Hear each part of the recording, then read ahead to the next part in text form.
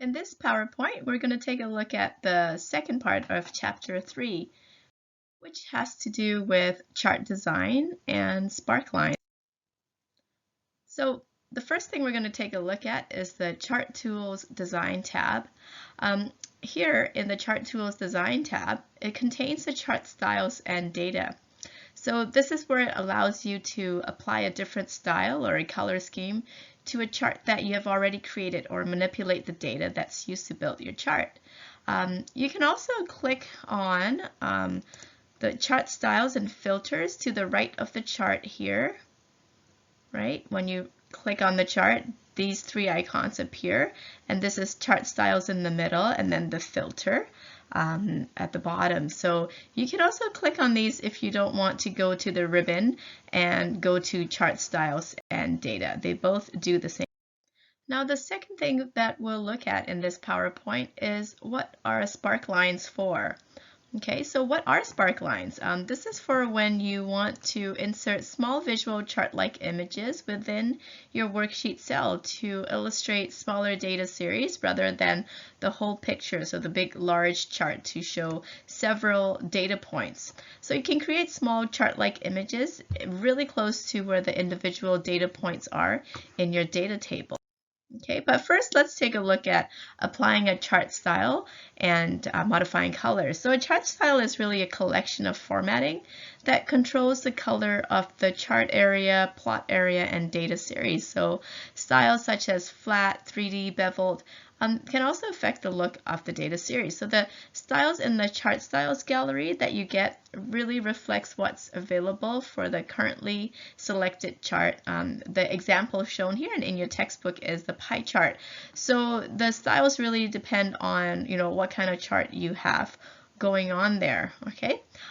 In my video, in my video tutorials, we go over how you can do this. Okay, so the most important thing to remember when choosing a style, or rather two or three important things to remember, is that make sure that the style complements the chart data, and here's the key thing, and that it's easy to read. Don't kind of get carried away with cool styles and colors that it becomes difficult to read your chart. So number one priority is always being able to read the chart easily, very easily. Okay, you also need to consider whether you're going to display the chart on screen in a presentation or you're going to be printing this out and handing it out. Okay, when you display the chart in a presentation, think about what background you're going to be using and what chart looks best against that background. Okay. Next is modifying the data source. So the data source, what is the data source? A data source is the range of worksheet cells that are used to construct the chart. So what you have selected in the very beginning to create that chart, all those values and numbers. So you should really select the data source very carefully before even creating a chart. However, in the case that you do want to change that data source after you have created and then formatted the chart, you can still do so. You can go into the Design tab and use the data group. I show you this in my video tutorial. Please refer to it. You can also apply filters to display or hide a data series without adjusting the entire data source. So you can also go to the those three icons, the very one at the bottom when you click on your chart. There's those three icons on the right side. So you can go to those at the very bottom one, the filter, and then you can adjust the data source by going there. In my video tutorial, I also show you this. The next thing we're going to look at is applying chart filters. So the chart filter controls which data series and categories are visible. So by default, all the data that you've selected to create the chart are used to construct the data series and categories, of course. However, you can go to that filter, as I've told you. When you click on your chart, you see the three icons on the right. So the very bottom one, the filter, you can click on that chart filter to focus on specific data if you have changed your mind and you want to show only certain data. For example, you might want to focus on one job title at a time, or two or three only at a time instead of many jobs at a time.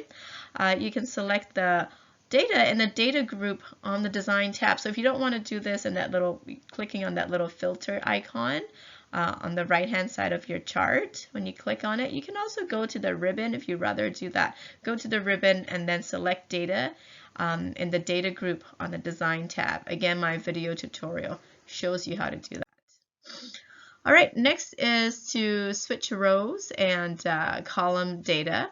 You might want to switch data used to create the horizontal axis and the legend, because you might want to give like a different perspective and to change the focus on the data. So you might want to display years as data series to compare different years for categories. So in my example, I switched the column data so that it's kind of clumped into 2010 and 2020. Okay, so take a look at that video tutorial and see how you can switch row and column data. All right, let's move on to sparklines. So what is a sparkline? A sparkline is a small line. It could be a column or a win-loss chart that's contained in a single cell. You can see very small here, right?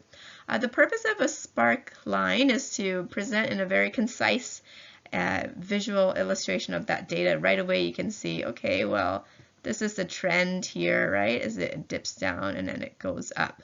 Okay, and you can also see the average here, test averages in the column sparkline. You can see that, okay, the test 3 scored the most, basically on average. Okay, so it kind of gives you a quick kind of overall view at that data instead of like the entire picture.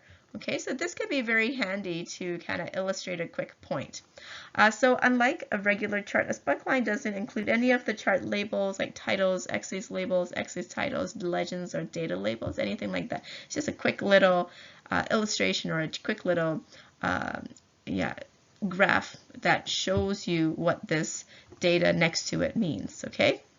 So inserting sparklines next to data helps to create like a little visual dashboard to help you understand the data quickly without having to look at the entire full-scale chart. Right, so I have two last videos, tutorial videos for you, which is on how you would create a sparkline and also how you would go and customize and change the sparkline after you have created one.